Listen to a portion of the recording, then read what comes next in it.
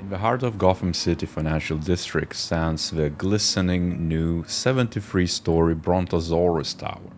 Even though this architectural masterpiece is not yet fully occupied, the elevator service has been found woefully inadequate by the tenants.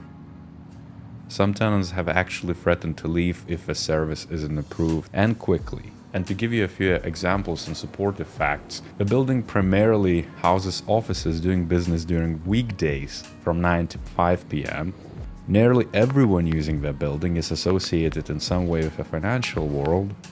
The occupants are fairly uniformly distributed over the 73 floors, and so is the elevator traffic.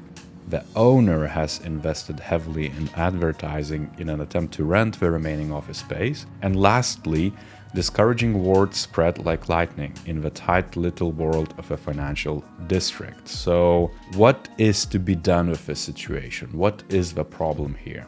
And this example actually is from this book, Are Your Lights On? And while this video is not really a review of a book, it's a superb example to illustrate that there is a lot of problems involved and a lot of different ways you could solve it.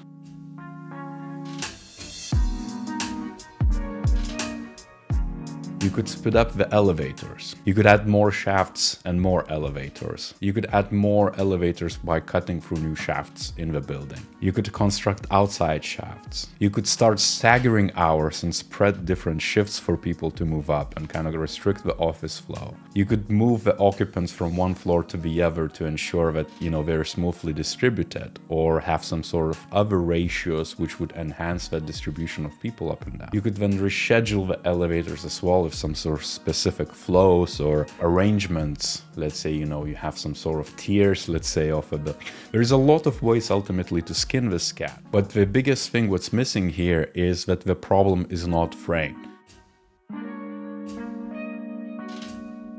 And you would have so many ideas, but if you've been doing ideations, you kind of know that 99.9% of ideas are usually bad. They're either not really feasible, they're not really answering any user needs, they're actually not resulting in anything good whatsoever. You know that you need to be selective of those ideas. What do you do then?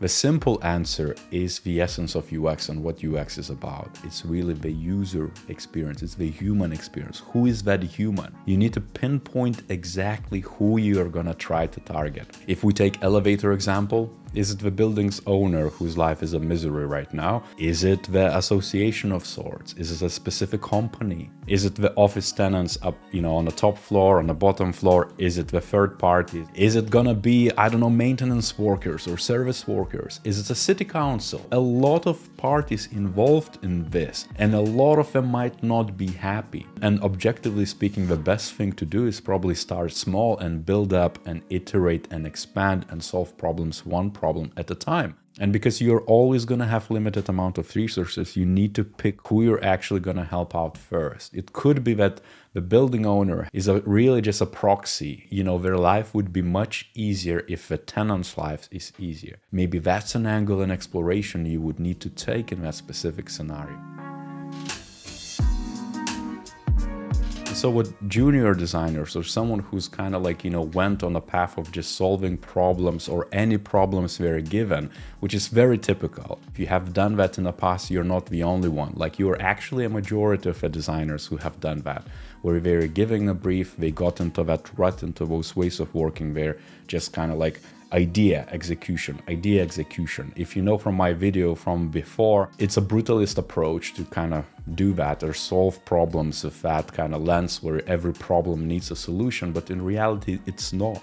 As a successful experienced designer of any sorts, if you arrive with a brief of any sorts, you need to stop and say what exactly is the problem or what we think is a problem is. And you could ask that from a stakeholder, from a product manager, from whoever you engage at first. Maybe it's a worthy session for a workshop to actually outline that and say, this is what we're doing and we know exactly why we're doing this. And then picking exactly in what means. Think about who you're going to solve it for. It's a simple design thinking, but also UX approach that you need to be specific. Otherwise, you're going to spread too thin and unlikely to improve anyone's user experience unless you're going to invest so much time and kind of create this massive backlog of things you cannot really implement. So you must be selective, and then you can actually start doing something meaningful.